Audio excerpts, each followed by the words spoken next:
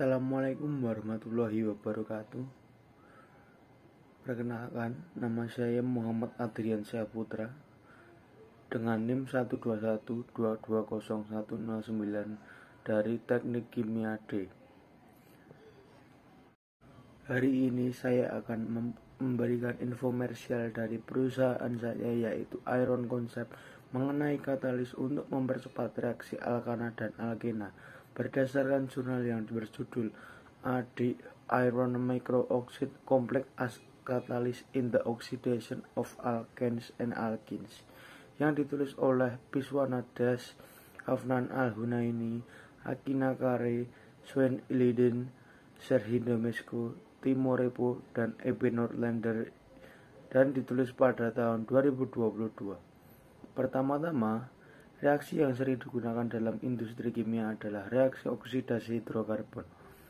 Reaksi ini dapat digunakan untuk memproduksi alkohol, keton, asam karboksilat, dan lain-lain. Oleh karena itu, ada dorongan besar untuk terus mengembangkan metode baru. Untuk itu, perusahaan kami akan mempresentasikan produk baru yang dapat digunakan sebagai katalis untuk mempercepat reaksi yang dinamakan di Iron Micro-Oxide Complex, yang telah diuji menggunakan spektroskopi Mossbauer, spektroskopi Tameri, spektroskopi IR dan UV vis, dan X-ray kristalogi.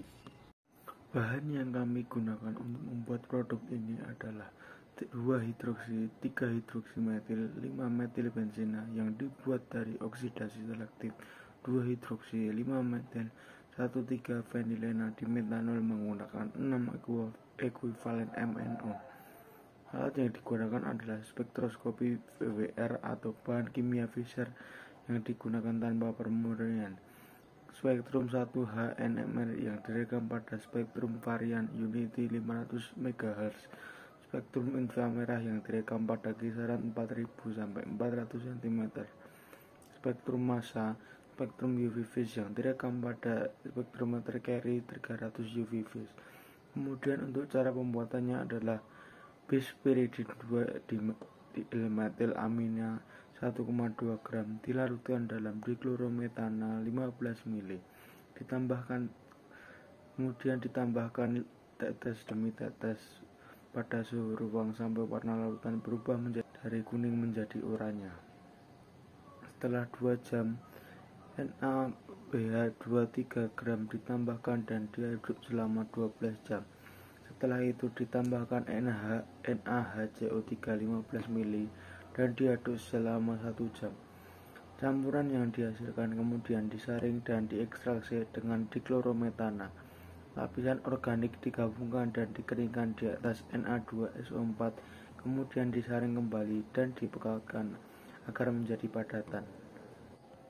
Kemudian sebanyak 1 gram padatan dilarutkan dalam 5 ml diklorometana dan ditambahkan 12 ml SOCl2, diaduk sampai berubah warna dari kuning menjadi hijau. Kemudian ditambahkan tionil klorida dan larutan akan berubah menjadi coklat.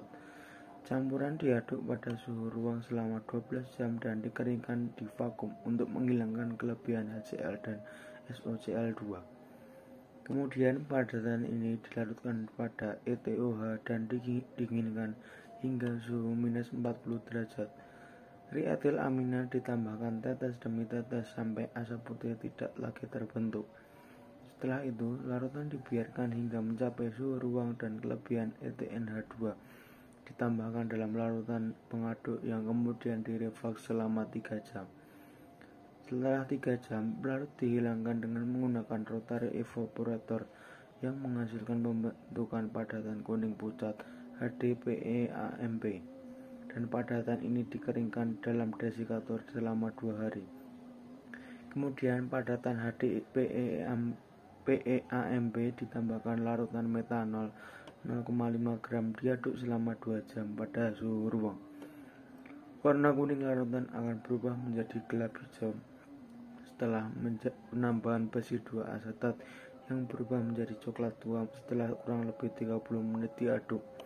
Kemudian ditambahkan 0,324 gram larutan NaClO4 diaduk selama 1 jam.